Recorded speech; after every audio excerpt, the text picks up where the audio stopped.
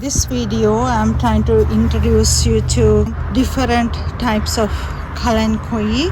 I have 6 different types of Kalanchoe here and I'm going to plant that in a bigger pot. Recently I purchased these 5 varieties and this one was there for years with me.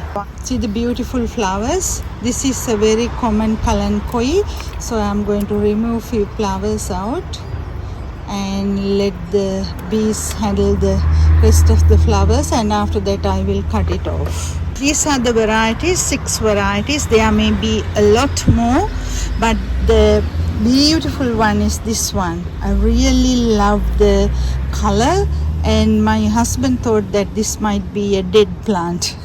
And look at it, it's like really batik. And this plant is called Kalanchoe rhombopilosa, and this is a beautiful plant that I really wanted to buy. It's a bit expensive, still I bought that plant. And this one was on the shelf almost like dead. I gave it a bit of seaweed solution and it's already woke up, and I don't want to keep it in this pot, so I want to replant it.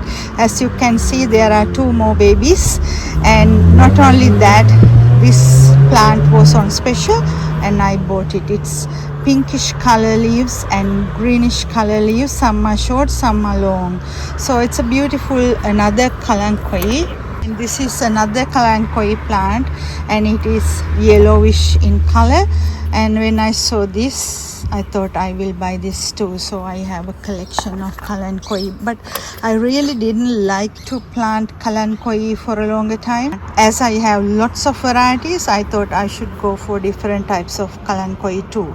And this is another plant. It's like little spoons or ears. This is called Kalanchoe Firefox Aka Usifioni. It's a beautiful plant that I wanted to add into my collection. And the last one is this. Look at this beautiful variegated plant. It's another Kalanchoe, and it has thick fleshy leaves, and this was actually like almost dead because they have stressed this plant a lot. My husband didn't want me to buy either of them, saying that they all are going to die, but with lot of tender loving care, any plant can survive if you give them nice food and an environment to grow. And this one is called Kalanchoe robusta variegata. In years to come it will grow nicely. Look at the beautiful pups underneath. So let's plant that in a bigger pot. I want all of them in one pot, so let's do the plant. This is the front of my pot and this is the back, so always the taller ones can go to the back. This plant, look at the root system, it's all tied up, so release a little bit. If you want, you can get these little babies out and plant it, or just leave it under the mummy so they survive. So once the root system get released, it get good soil and the environment to grow bigger. And the next one will be this one.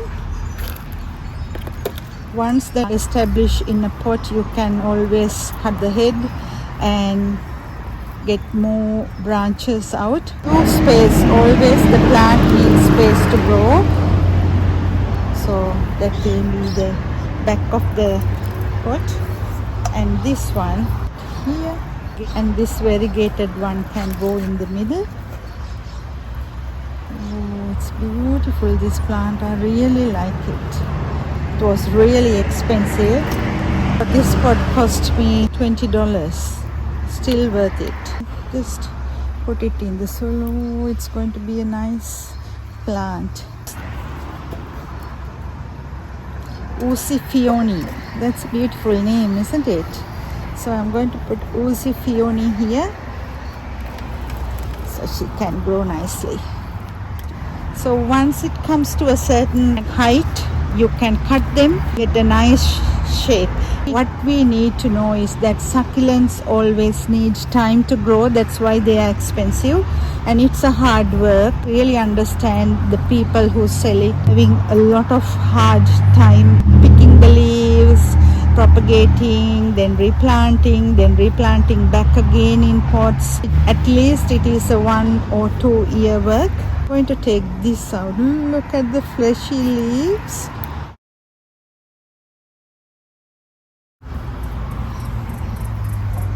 And put it in the front. After, give it a good shower. And after that, I'm not going to water it. I'm going to water it again in 2 weeks.